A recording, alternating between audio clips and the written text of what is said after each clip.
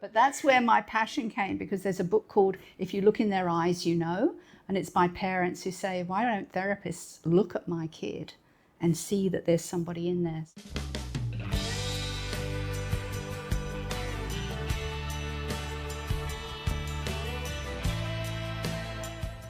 I thought my career options were going to be either dance or working with animals.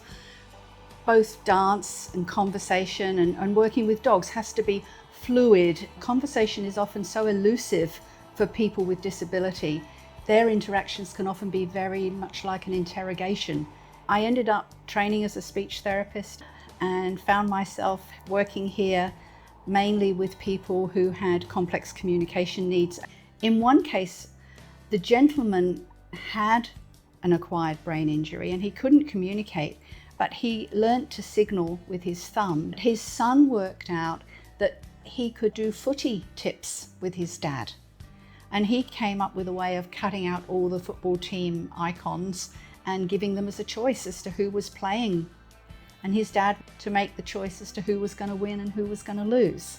Well, after about 10, 15 years of doing a lot of communication partner training and a lot of working with people with disability and the people who were supporting them, you started to see that some communication partners were absolutely brilliant and others were really struggling. And I went off and did a PhD, but this time I was investigating what makes a good communication partner.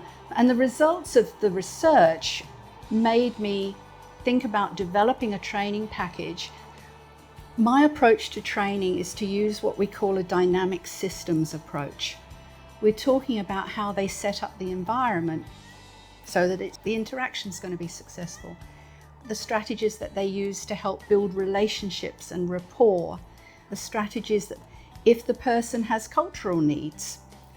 And all that together has produced some really good outcomes.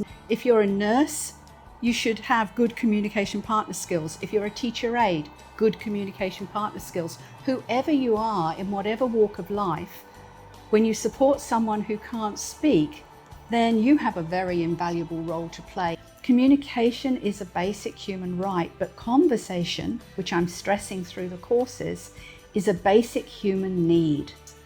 I'm 100% sure that you will get something out of the courses that will not only change the way you interact with the people around you, but how they can express their competencies with you.